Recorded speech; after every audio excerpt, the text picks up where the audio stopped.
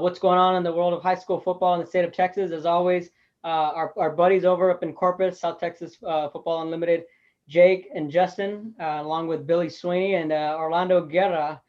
He's making his inaugural appearance here on our show. So welcome aboard, and we're excited to talk some football. Inaugural and final. Yeah, final. First and last. Going out with a bang this week. First and last, guys. Welcome to the show, and we got a lot of things to talk about, and let's jump right into it. And we're gonna start, of course, with the news, the sad news yesterday with Coach Sonny Detmer passing away yesterday. He was the coach up at Somerset. It just really shook the whole state of Texas. Really, I was up and on social media and just seeing that coaches from around the state were passing their condolences, and then of course. Here in the Valley, we have our ties to Coach Detmer as he coached Mission back in the day. And, of course, Coy Detmer was a quarterback for the Eagles back in the day as well. So, guys, let's just start off with that. And if you guys want to share some words or maybe some stories on Coach Detmer, Spud, we'll start with you.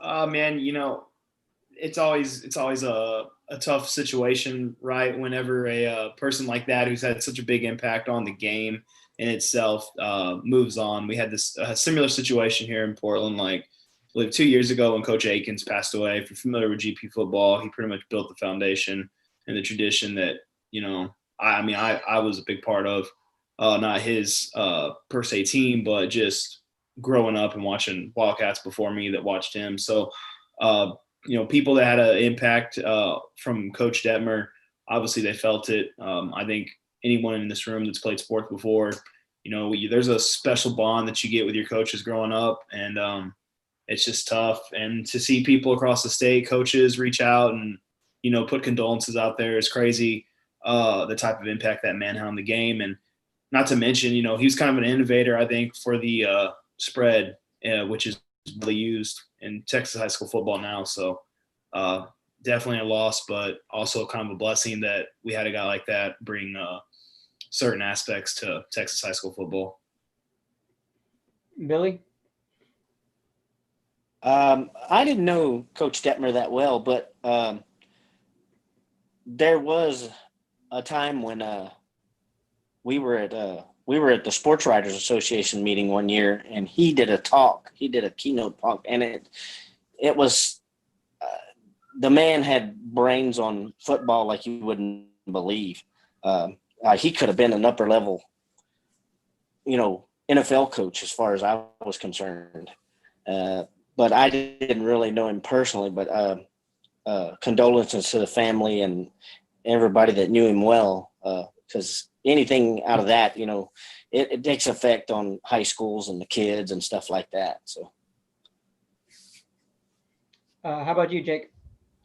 I was growing up there in the Valley in Harlingen when he was down there in Mission. So, I remember seeing Coy play and follow him on that playoff run where they went to the Astrodome that year, and he threw for like 1,000,000 yards. Coy did. But it was fun. But the thing about like what Spud said is, he was ahead of his time.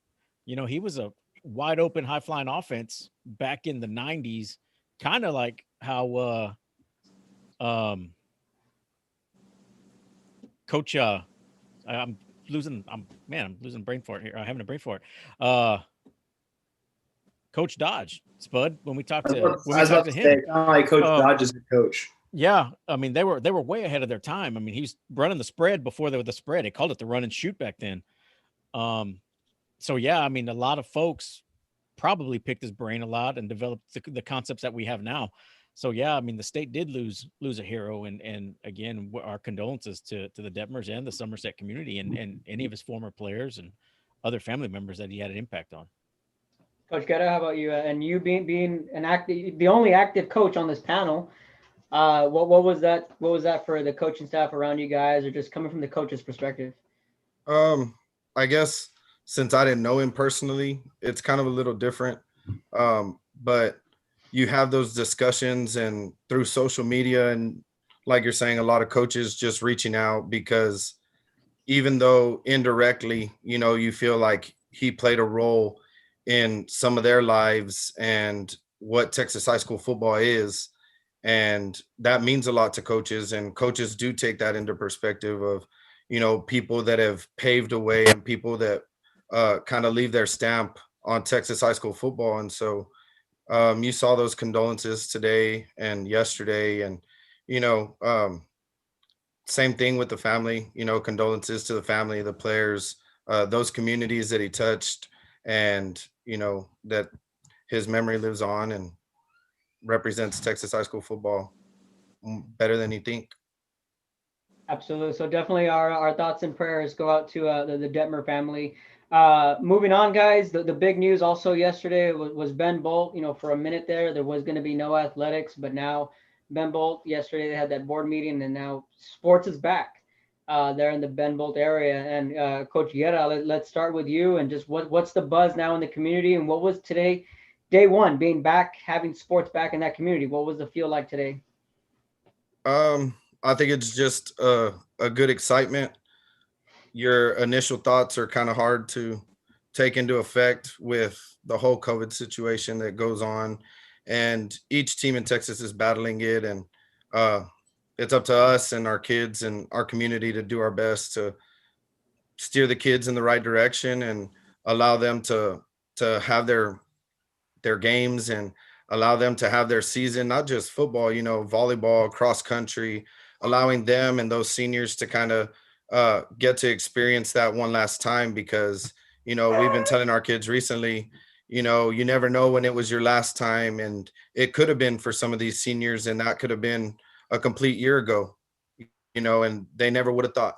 So I think we're just excited, and I think the community's excited, and we're going to have some support and hopefully just hit the ground running and get some work in. So how are you guys going to handle this from a football perspective? As far as your scheduling goes, did you guys already have a schedule prepared, or when you guys came back, or what does it look like for you guys? There's kind of like an idea. I think we still need to have an official meeting. I believe that should be taking place, because I know that La Villa and Santa Maria down there are also, I believe, still waiting on dates being set also. So Right. we're still kind of waiting out on that stuff and scheduling. So just kind of playing it a day at a time. Definitely. Excuse me. Anything else, guys, that you want to add on Ben Bolt coming back to the football world? It was close. Oh, I'm thrilled to death because Refugio will actually have somebody to play before Shiner.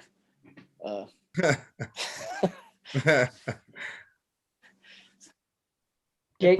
They probably could have used that off week, Billy. They probably could have. I'm just saying. Definitely. Now, Ben Bolt coming back into the mix. Another note in the Rio Grande Valley was that Jake, it was funny last week we were talking about Rio Hondo on them possibly coming back, whether they're going to or not, and we got off this show, and maybe 10 minutes? 10 minutes? 15 minutes later, I get a phone call. Wow. And like, yeah, the cords, they pulled the plug on the season. There's going to be no season. So since we all last met, Rio Hondo was the latest school on not having football this fall. And now Port Isabel, you guys saw yesterday, are extending it till October 12th. And they're still kind of in limbo. And then now it just leaves Raymondville in a very scary situation. I went out there last week. They had about 60 kids out there with their whole program together. So albeit their numbers are a little down, but now Raymondville's sitting in a spot to where they have Mission Vets on their schedule in late October. They were scheduled to play Port Isabel. Then they were trying to confirm a game with Hidalgo. Now, if you take out Port Isabel, Raymondville just automatically gets a playoff bid? That's what it sounds like, right? Survival of the fittest, right? Last man standing. That's what it sounds like what it's going to be like. Yeah. That's what it sounds like it's going to. But I had saw yesterday, somebody had retweeted that press release that PI had put out, and they were saying that, and it didn't make sense to me, but Coach V was saying that because they've been working out virtually, they do not have to do the 2-week acclimatization period. That the UIL said that. I found that kind of shocking, because I don't know how that's really fair to anybody else who's been in that same situation. They still had to wait the 2-week acclimatization period. Coach, I mean, can you speak on that a little more on how that policy works? To be honest, I don't know kind of how that's going to work. I believe it's a 4 or 5 day acclimated period. And then you also need your 5 days through helmet leading up to half shell, full shell, So I guess it just kind of depends on the conversation that they're having and what they've had. So I mean, the way they're making it sound is that they'll be ready for that game against Raymondville. That's the way it was sent out yesterday. So there still is that possibility that they could have that one district game for that last playoff spot. Right, and I believe the date is November 6th. Well, I could be wrong. And that was the other thing I thought I saw was that they moved their dates or something to where that November 6th would be an open makeup week. I have to look again. There was a whole lot of moving parts in this thing. All right, but as of right now, yeah, that game against Raymondville, it's still scheduled to happen. But now with them pushing it back to the 12th of October, it kind of just, for me, it worries me just a little bit that they're still kind of in limbo on whether they're going to be playing football or not down in Port Isabel. But other than that, right on Monday, we had Hidalgo go back to practice. We had La Feria go back to practice. Lyford's been going at it. Later, Rio Grande City got back on the football field. So slowly but surely, we're starting to see these schools get back into action. And I know both Harlingen are going back October 5th. And that 32 6A district, they're also kind of early parts of October that they're going to start getting back into football workouts. But moving on, guys, I was joking with Spud and just talking about football. We can talk as much as we want about this or not at all, but just the weird decision on the 2-point conversion, because just from a football standpoint, just thinking about it on watching football, I was just so confused. Talking about the Cowboy game, when they were down, they scored the touchdown. They could have kicked the extra point to make it an 8-point game, a 1-possession game. Instead, they decided to go for 2 and not get it, and it's still a 2-possession game. I mean, Coach, from a coaching standpoint, Coach Aguirre, I mean, do you see the sense in that, or can you help it maybe make sense in a situation like that? I mean, it's just kind of interesting. To be honest, I didn't game. Didn't see any of the second half. Just was kind of disappointed in football after the first half. I'm not even a Cowboy fan, but I just feel like sometimes they feel like something, I think sometimes you just feel like things are rolling, or you kind of had an idea already. It all depends on personal preference and what kind of coach that is, and I mean, you could see they gambled quite a bit in that game, but I mean, you kind of have to when you were down, 27 at half? Yeah. Because the argument is you go for it, and then with the result you get, what you have to do with the time remaining in the game.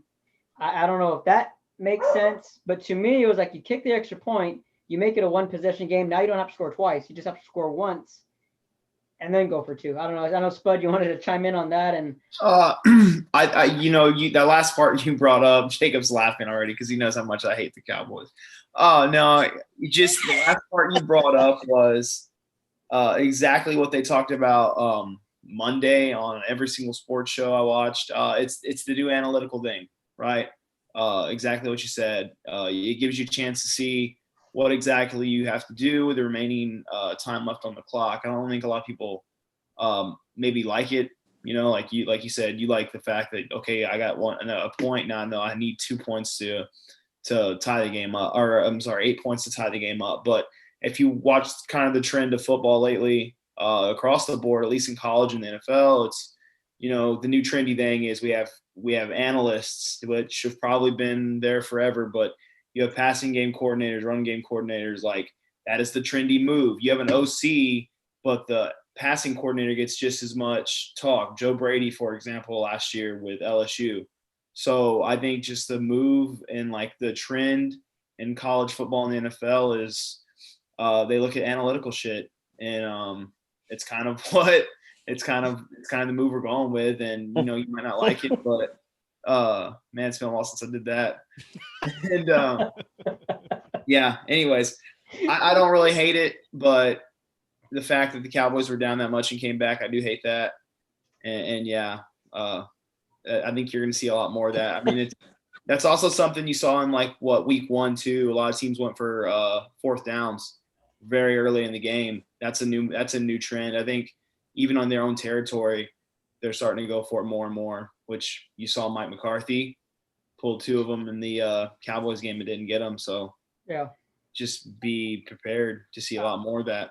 I'll leave it with this note. It's funny you mentioned all the analytics. For me, being a baseball guy, analytics and baseball have been hand in hand these last 3 or 4 years, and I've come to kind of appreciate it more so. So I feel hypocritical saying, well, it's stupid to have analytics in football, but it's okay to have it in baseball. But I mean, what do I know? But switching gears, guys, moving on. Looking back at the week that we just had, we have to start with you guys, Spud and Jake. You guys had the call of the night, the game of the week. That was Corpus Christi Miller and Rockport Fulton. Guys, just have at it. And what the heck happened in that football game? And I mean, it was as good as advertised.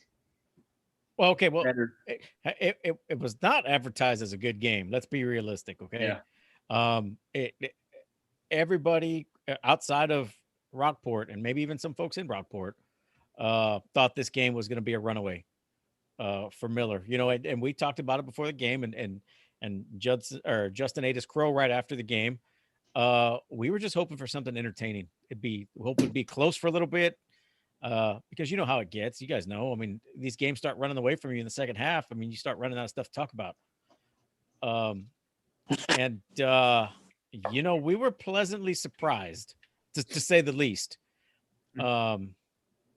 There was a lot of good things that Rockport did. There was a lot of not so good things that Miller did. Miller, it has to be said, they were without a couple of their starters on defense. I think Dejon Bisbee only played a half, and that was not a continuous half. He was in and out, in and out, in and out. Jayshon Trimble was out for a lot of it. They were missing another defensive lineman on the front end. But I mean, it's football, right? There's injuries. Things are going to happen. You next man up and you go in and you make plays. That people were tired of us saying it's, but I don't know if you read the comments, but the shotgun wing tee or the pistol wing tee, it looks like it's going to create some problems for some folks. Oh, what they not like about it? I didn't read. They're like, if I hear shotgun or if I hear pistol wing tee one more time. What do you want to call it? I don't know. I want to hear some people call it the spin offense. The spin offense? Yeah. That's the first I've ever heard spin offense. So, hey, you want to be critical, at least give us something to call it other than just, I don't want to hear it.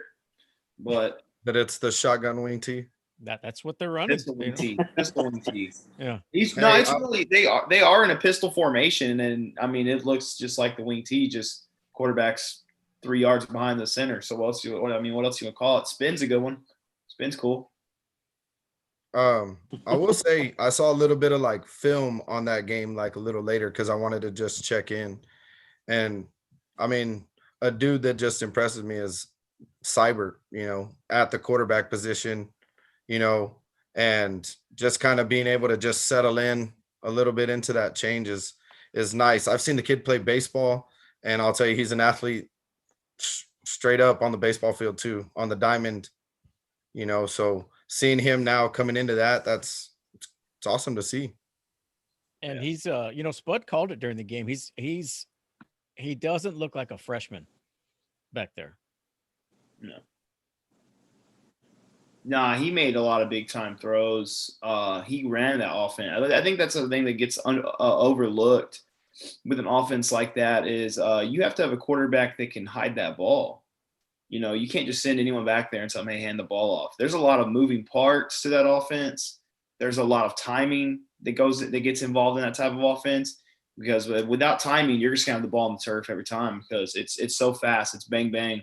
You got dudes crossing left and right. You have dudes sweeping, and you got to remember, okay, this dude's already in motion. I have a fake handoff, and I got to immediately, pitch it.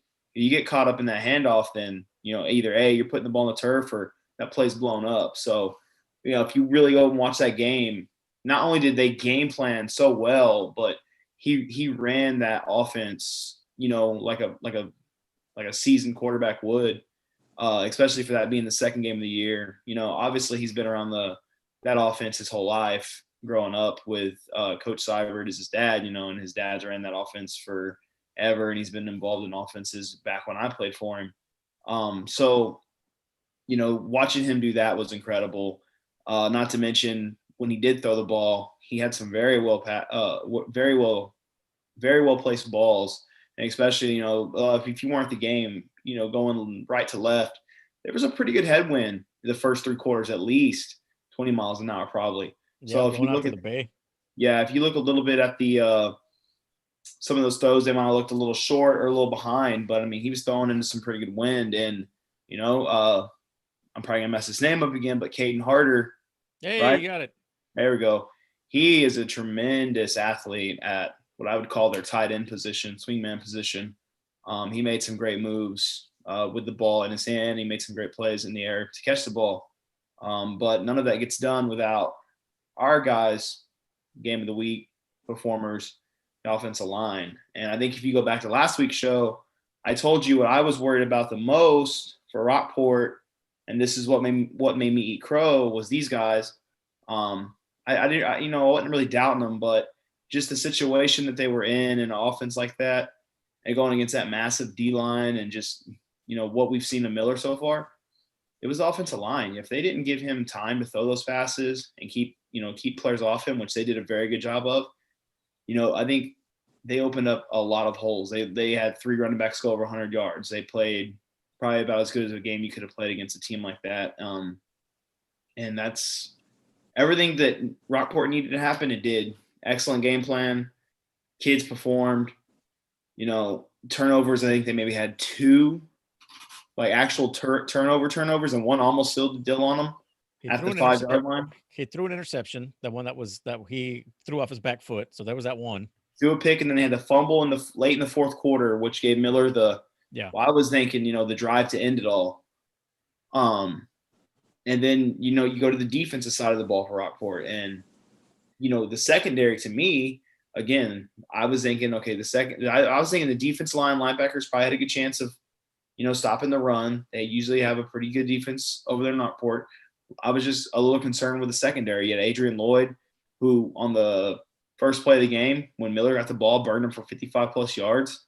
So you're thinking, oh boy, here goes a long night. They did a very good job of, minimizing him and his production in that game. They did an excellent job of balling up Greenwood when he ran the ball.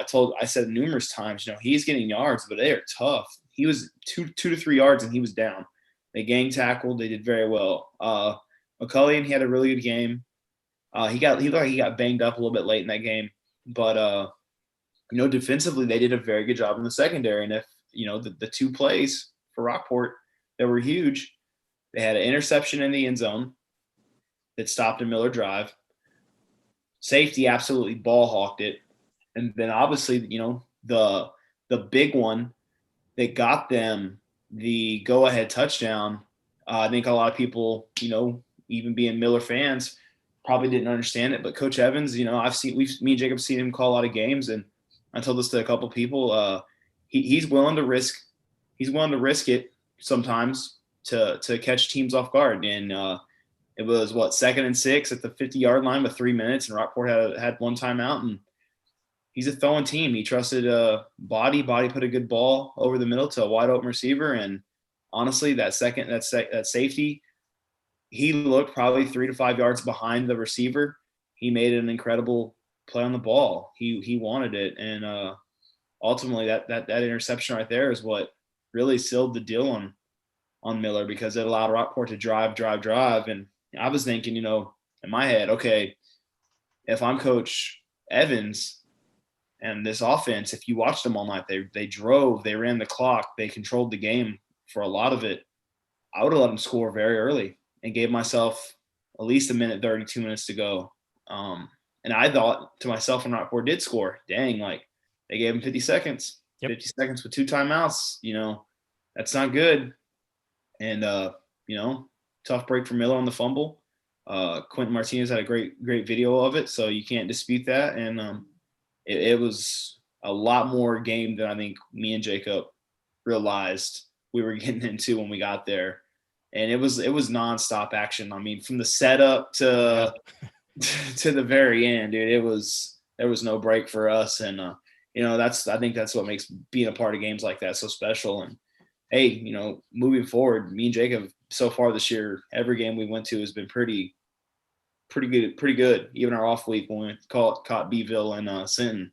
So here's hoping this week is the same. Before we get back to you guys and talking about Miller and the spot they're in facing CC Vets this week, Billy, how'd the Bobcats do this last week, and what did you see in your game? Well, we ran out of things to talk about the second quarter. But I think there's a problem here. I think we're back in 2011, and Coach Herring is trying to make these decisions. The starters only played for about 7 minutes the entire game. And the second, third stringers took over for the rest of the game. And the schedule that we usually have during our district is pretty low, and it's that way again this year. But if we're going to be prepared for any type of playoff play, we're going to have to play our starters at least 3 quarters. And it's going to be rough on Herring and, people around the area that we play, because, I mean, we just destroyed Bloomington with a third string. And look, it was like watching a 3-hour car wreck, and it was your car, and it's tough. When you have 473 yards and you only allow them 60, you can see the one-sidedness of the district we usually have. I don't know why it keeps setting up. I guess it's the numbers in the schools or something like that, but it was tough watching and calling it, really. And now Refugio turns around and they play Taft this week. And what's the outlook there on that game come Friday night? Oh, it'll be the same as last week. It'll be the same. Taft got beat by Kennedy, who's in our district. Taft, the last 3 times we played them, it was high 70s, 80s, and they're not. Taft really doesn't bring much to the table. This is a non-district game. This was one that replaced the Ganado dropping out, and then we go right back into district with Kennedy the week after that. We're gonna have to get out the thesauruses a couple of times here the next couple of weeks, I'm sure. Definitely. I just hope Herring doesn't get in too much trouble by playing the starters so much, but he's going to have to, because they got to get reps. Looking down at the schedule for this week, we'll run through it. Corpus Christi veterans at Corpus Christi Miller. Spud and Jake, you guys have that call. Toloso Midway at Corpus Christi Ray. At Cabinet, Joe Martinez will have that call. Falfurrias at Fremont. Orlando and Omar Guerra have that call. Football. Freer at Kennedy. One and done. Joe and Rudy. John Paul II at Ingleside.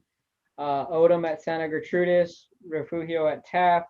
Bloomington at Three Rivers. That's where I'll be. And then Lyford has a scrimmage at Banquete. So they're getting set to get underway with their first scrimmage of the year. And then the following week they'll be at Fremont. So Spud and Jake, let's start with you guys. And Miller is taking on Corpus Christi veterans, and I know Spud, you got the little back right there. I know it's early, but is this a must-win for Miller? Are they really going to? Do you see them possibly maybe losing 2 in a row? I think it's a must-win. I think after that loss they took last week, look, they didn't think they were going to lose that game, like we said earlier. I think mentally, to get their heads right, I think it is a must-win for them. I would like to say that Vets is coming. This is their first game. I would like to say they'd be rusty, but we said that about Rockport last week, and they look like they've been playing for 6 weeks. Very much. Coming out last week. There's a lot of question marks at Veterans Memorial. They're replacing Kobe Piper at running back. I hear it's going to be running back by committee outdoor. Maybe Joseph Meador is going to maybe get a lot of the carries when he's not playing cornerback. A lot of inexperienced wide receivers. Cameron De La Pena is coming back for the Eagles. That's a big one. But they lose Matt Krall, who graduated last year. They've got another kid who's coming up who they think maybe be able to step in and fill some positions. The speed is there at the receivers. They just they don't know if they've got the hands in a game type situation yet. Did they lose Dalen Pena to baseball? Dude, so they're going to be without I saw that on Twitter. They're going to be without He'll be in Boston. He'll be in Boston. Way. So Dalen's along with 3 South Texas guys. Well, 4 if you count Chris Bernal, who's down in the Valley of Mac High. Yeah. Sergio's 4 of those guys out there. Hey, good for them though, man. For San Diego. Yeah.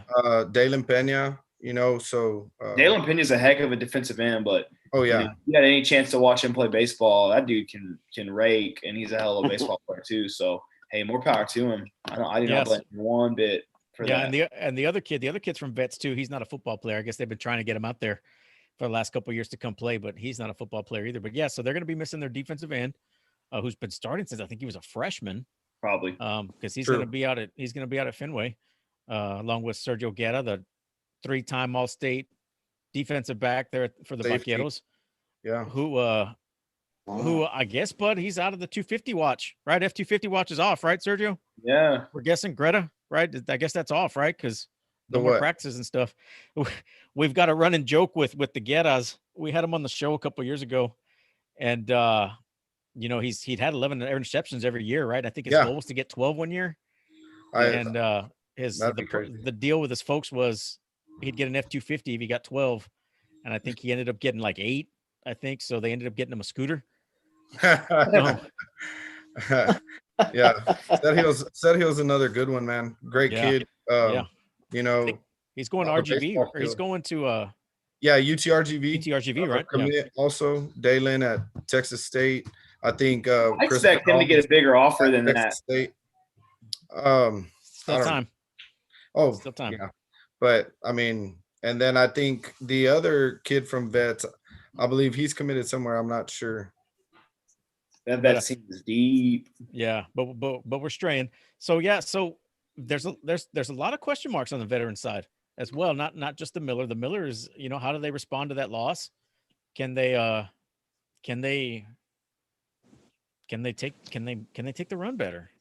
And that was our concern at the beginning of the season, the scrimmages, right, Spud? Yeah. Is that your take on them? Yeah, that's my take. I think it's a must win for Miller. Kind of the same thing with Vets. It's house money. My thing right here is not so much you got to win, right? But there needs to be some identity found very fast before they get into this district, because I don't want to pass judgment on them, but I didn't see them a whole lot against Sin, but they came out pretty flat, and they bounced back very well. They let Rockport control that game all 4 quarters of that game, except maybe right after halftime for about 5 minutes where they looked like themselves. They didn't look like the Miller that we have been used to all year last year. They didn't look like the Miller that came out hot in the live part of the scrimmage in the first game and a half of this season. So I think they need to find their identity again and figure out what's going on to make them have these slow starts, because when they hop into that district, if they continue to struggle with that run, there ain't going to be no room for errors like interceptions and slow starts, because they're going to have to high power that offense past teams like Carolina and Port Lavaca. Carolina and Port Lavaca have played a pretty good schedule so far to prepare themselves for this tough district. I don't think Beeville is no walking joke either. They have a very good running attack, and the Sosas, Chris and Eric. Eric's calling really good game plans. We watched him call a very good game plan out there in Sinton. So identity needs to be found. Whether or not they win with it, I don't think that really matters, because it's not a district game. Obviously, pride is on the line. You want to take off the team that knocked you out of the playoffs last year, and they kind of have some, I think, inner city beef anyways. So the identity needs to be found. And, I just want to see them come back out and look like themselves again, Yeah. It definitely needs the confidence boost, because having a loss that you don't think you should have had, that hurts. So the only way to, bounce back from that is to come out and, set the tone. And we've been around Evans and that coaching staff and those kids, and they got the potential and they got the coaches to do it. Now, whether or not they do it on Friday night, that's a whole nother story. So, I'm rooting for them to come out and play a darn good game. And, with that being said, finally get to see Centerfit. Yeah, finally. I've been wanting to see him since the playoffs last year when they got bounced by Wagner, who was an unbelievably good team. So I think, if you follow high school football the last couple of years, you should be, or at least last year, you should be pretty familiar with Carter Centerfit. And to me, he's every bit of the size and talent and speed that, college quarterbacks have. So, you talked about him losing Crawl, but he brings back was it Cameron De La Pena, right? The receiver. Yeah. So that kid had a massive game against Miller. Yeah, he had a good breakout game. Playoffs.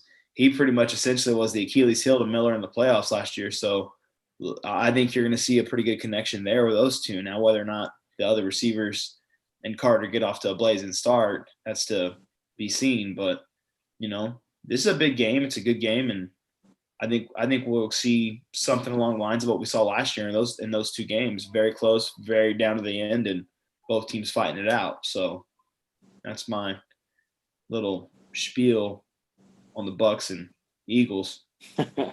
Coach, before you gotta skip out, you got some duties there. What are you looking forward to this week as far as Friday night goes? Was that to me? Yes. Oh, you kind of cut out real quick.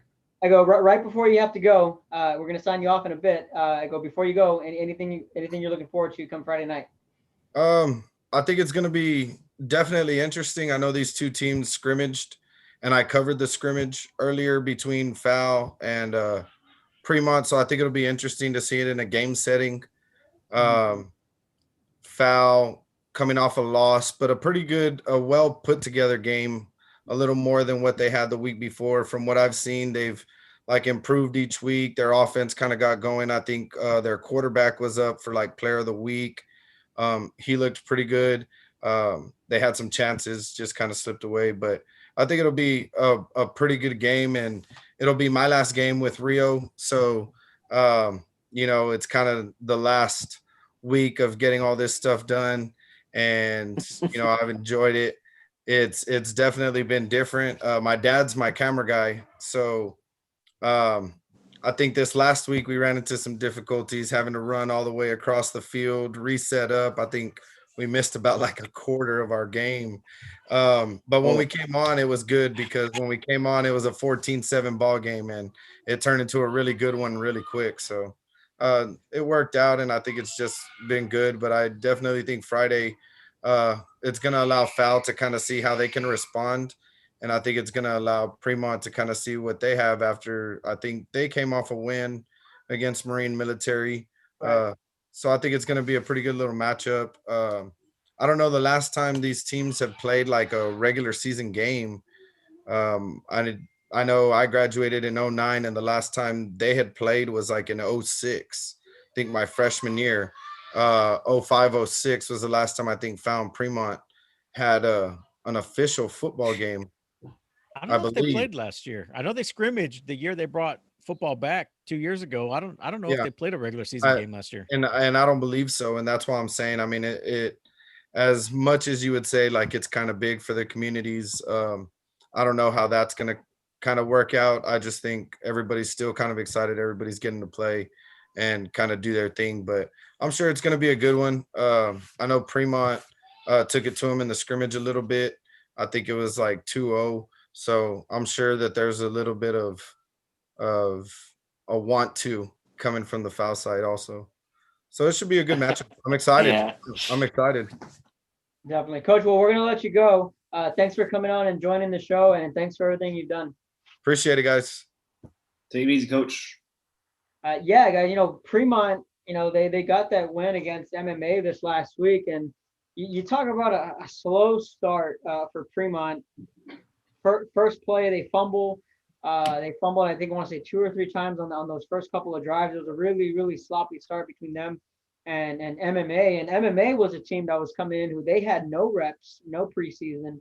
They just put the pads on, went out there and played. And I know one of the questions for MMA was the endurance of these kids having to jump right in and play a football game right off the bat. But Lucas Rogers for Fremont, I was really impressed with what he did this past week. Really, that power eye that Fremont likes to run. So that's going to be a pretty interesting game there. That's one of the games on our schedules. I know Orange Grove was another game, Jake, that you mentioned that's going to be going on this week. What's kind of the insight there? You've got a strong industrial team coached by Jamie Dixon, who went relatively deep last year. I think they went 4 rounds deep last year in the playoffs.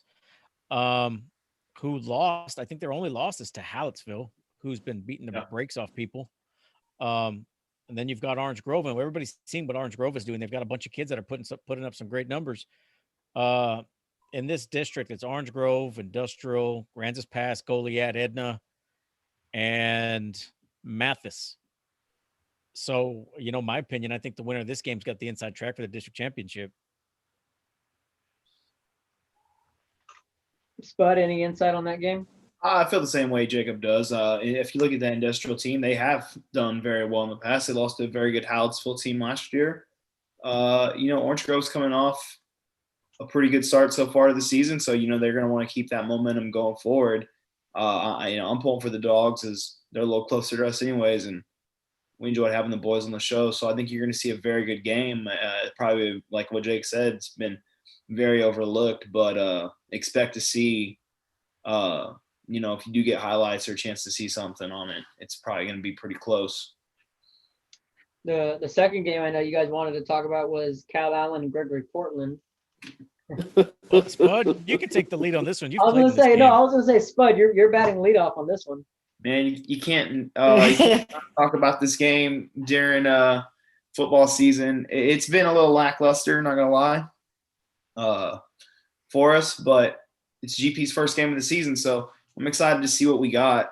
Obviously, this year it's a great test with Cal Allen. They're having a heck of a season. They're 1-2, but they played a very good Waco La Vega team, and they played a very good San Antonio Cornerstone team. So good test for my Cats early on. And it's a rivalry game. You never know what happens. I've seen crazier stuff during these games being played in the past. So I was a part of them. They're fun. I still hope that kind of desire and hatred is still there for the newer kids, even though it's been a little lopsided lately. So Jacob knows I'm always pulling for GP. So we'll see what's the feel like in the community there? With the fact that there is football going to be played on Friday. Man, it's you have the same old crowd, man. They're excited for football, and then you have the doubters. We have some of the most fair weather fans I think I've ever met in my entire life, other than Dallas Cowboy fans, and they're probably the same people. But when we're good, that stadium's packed. When we're bad, the stadium's still normally packed. It's just a lot more groaning going on in the community versus people being up and at them. And even when we've had good years, you still have the same old crowd that's griping and complaining. So I think the people are excited that, we're finally gonna get some football on Friday. I know that I saw I've been seeing a lot of the high school kids up at the field on the weekends practicing together, which is a very good sight. You want to see kids up there working on their craft. So I'm excited to see what my Cats got. Like Jake knows, I pull for him even when we're having hard years. So, hey, before the season started, way back in the summer, we had some folks reach out to us and say, don't be surprised with Gregory Portland this year. They said they've got some very good athletes, some young kids coming up, some younger kids, juniors, sophomores that have been in the program that are going to turn some heads, and GP, in my opinion, it's a sleeping giant, man. They've got all these great facilities there. Kevin, Billy, I don't know if y'all have been through there lately, but essentially it's the school that Chenier and Exxon built now. So there's a lot of money being dumped into that program. Their tennis facilities are excellent. They just upgraded their football stadium. Aren't they building a new sports complex for the junior high out there? Yeah, they're building a whole. I mean, once this intermediate school is built, which is massive. It looks like our high school.